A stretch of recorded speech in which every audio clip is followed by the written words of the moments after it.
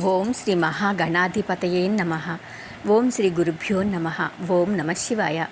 మార్కండేయ పురాణంలో మరుత్తు చరిత్ర గురించి తెలుసుకుందాం.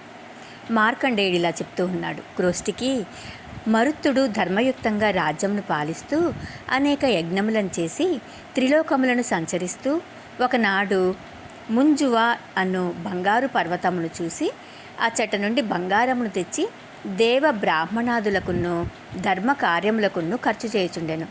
ఈ విధంగా ఉండగా ఒకనాడు ఒక మహాముని వచ్చి, రాజేంద్ర, మరుత్త మహారాజా, నీ పరిపాలననందు ప్రపంచకమునందు ఎచ్చటనూ దరిద్రులు లేరు, కానీ నాగలోకము నుండి సర్పములు భూలోకమునకు వచ్చి యనమండ్రు మహారుష్లను కరిచి యమలోకమునకు పంపించినవి. ఈ సర్పములు జంతుజాలమునకు ఉపద్రవము చేయుచు వాటికి ఉపయోగపడు జలములను విషయుక్తంగా చేయుచున్నాయి. ఫల పుష్పాదులను కూడా విషయుక్తంగా చేయుచున్నాయి. రాజు చేసిన అధర్మ పాలనము ప్రజలకున్నో, ప్రజలు చేసిన పాపములు రాజునకున్నో చెందునని చెప్పి వెళ్ళిపోయాను. ఆ మాటలను మరుత్తు విని భార్గవాశ్రమమునకు వెళ్ళి సకల సర్ప సంహారకరమగు సంవర్తాస్త్రమును ప్రయోగించెను. అంతటా ఆ మహాస్త్రము జగ సంహార రూపమును బయలుదేరి అగ్నిజ్వాలలు గ్రక్కుచు నాగలోకమునందు గల సర్పములను భస్మీభూతము చేయుచుండెను. ఆ నాగ ప్రళయమును నాగకన్యలు చూసి భయపడి వైశాలిని వద్దకు వెళ్ళి, అమ్మా, మాకు నీవు ఇచ్చిన వరము ప్రకారము నాగకులమును రక్షింపవలసినదని కోరారు. ఆ మాటలను వైశాలిని విని భర్త అయిన అవీక్షిత్తును తీసుకుని కుమారుడైన మరుత్తుని వద్దకు వచ్చి సర్ప సంహారమును మానవలసినదని చెప్పెను. అటులో వచ్చిన తల్లిదండ్రులకు నమస్కరించి, తల్లిదండ్రులారా, ఈ సర్పములు యనమండ్రు మునులను కరిచి చంపినవి, ఫల పుష్ప జలాశయములను విషయుక్తముగా చేయుచున్నవి. అట్టి దుర్మార్గులను సంహరించుట రాజధర్మమని చేయుచుటని చెప్పెను. ఆ మాటలను నాగకన్యలు విని, మహాత్మా, నేడు మొదలు అన్యాయముగా ప్రజలకు కీడు చేయకుండునట్లను యనమండ్రు మునులను బ్రతికించుటకును వాగ్దానములను చేసి మునులను బ్రతికించారు. అంతటా మహామునులు అందరూ సంతోషించారు. మరుత్తు సంవర్తాస్త్రమును ఉపసంహారమును చేసి సర్పకులమును రక్షించెను. అంతటా మహారుషులు దేవతలు మహాసంతోషమును పొందిరి. అవీక్షిత్తు, వైశాలిని మొదలగు తల్లిదండ్రులు కుమారుని రాజ్యపాలనా సామర్థ్యమునకు సంతసించి తపోవనమునకు వెళ్ళారు. ఇక దమ చరిత్ర గురించి తెలుసుకుందాం. ఈ విధంగా మరుత్తు రాజ్యమును పాలించి జ్యేష్ఠునకు ఆదిష్మంతునకు రాజ్యమునందు పట్టాభిషేకం చేసి భార్యా సమేతంగా తపోవనానికి వెళ్ళాడు.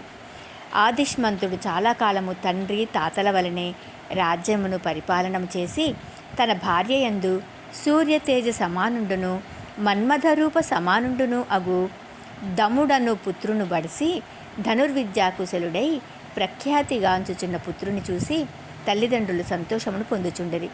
ఇట్లా ఉండగా దశారణ దేశుండగు చారుకర్ముడను రాజు తన కుమార్తె చారుమతి అను కన్యకను స్వయంవరమును ప్రకటించగా దముడు ఆ స్వయంవరమునకు వెళ్ళెను. ఆ స్వయంవరమునకు అనేక మంది రాజులు రాజపుత్రులు వచ్చి చేరియున్నారు. ఆ సమయమునందు చారుమతి దముని వరించెను. చారుమతి దముని వరించిందని తక్కిన రాజులు గుమిగూడి దముని మీదకు యుద్ధమునకు దిగారు. అంతట దముడు కాలాంతక రుద్రుని కైవడి చెలరేగి అందరి రాజులను పరాజితులను చేయగా రాజును చారుమతియు సంతోషమును పొందారు.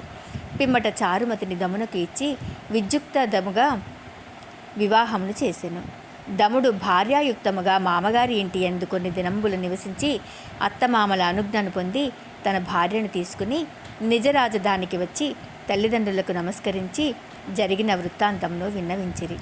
దముడు చెప్పిన విషయములు విని సంతోషమును పొంది దమునకు రాజ్యభారమును అప్పగించి ఆదిష్మంతుడు భార్యాయుక్తంగా తపోవనమునకు జనెను.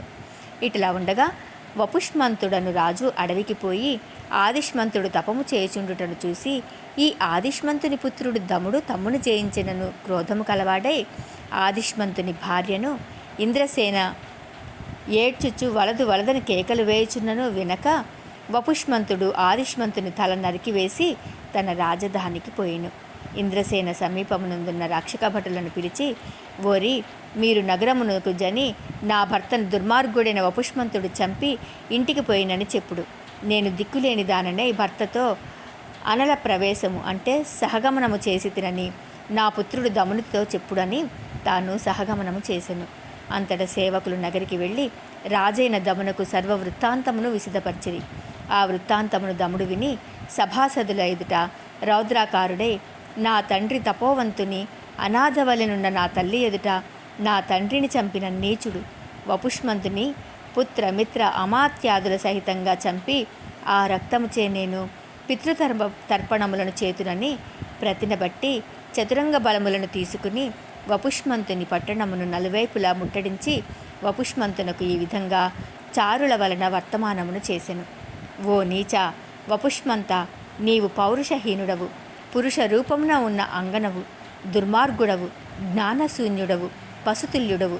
అట్టి నీవు నా తండ్రి ఆదిష్మంతుని, నా తల్లి ఏడ్చుచున్నను కరుణలేక తపస్శాలిని చంపిన పాపాత్ముడవు. అట్టి నిన్ను చంపి నీ రక్త మాంసాదుల వలన నా పితరులకు పిండ ప్రదానమును చేసి పితృ మాతృ రుణములను తీర్చెదను అని వర్తమానమును చేసి యుద్ధమునకు రావలసినదని వర్తమానమును పంపెను. ఆ వాక్యములను వపుష్మంతుడు విని తోక త్రొక్కిన కాలహి వలె మండిపడి చతురంగ బలములను గూర్చుకుని యుద్ధమునకు వచ్చెను.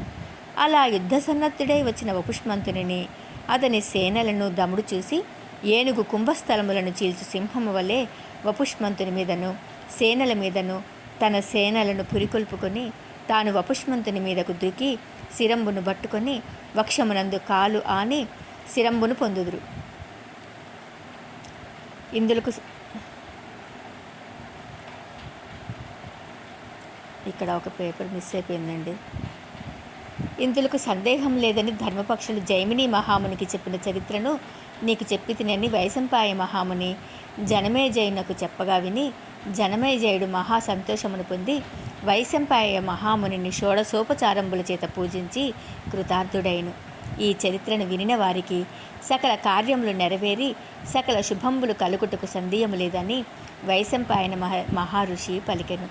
ఇది శ్రీ వేమూరి సూర్యనారాయణ సిద్ధాంతివర్య గురు కటాక్షలబ్ధ శ్రీ రాజరాజేశ్వరి సోమలింగేశ్వర వరప్రసాద యజుర్వేద తైత్తరీయ శాఖాద్వర ఆపస్తంభ సూత్ర గౌతమ గోత్ర పవిత్ర ఓలేటి వంశపయ పారావార రాకా సుధాకర సంజీవ రాయామాత్య పౌత్ర రామయామాత్య తృతీయ పుత్ర బుధ జన విధేయ వెంకట లక్ష్మీ నృసింహ శర్మ ప్రణీత ఇతిహాస గ్రంథమున మార్కండేయ పురాణమును తెలుగు వచన కావ్యమున తృతీయాశ్వాసము. శ్రీ రాజరాజేశ్వరి సోమలింగేశ్వర అర్పణమస్తు. ఓం నమ శివాయ. తృతీయాశ్వము సంపూర్ణము.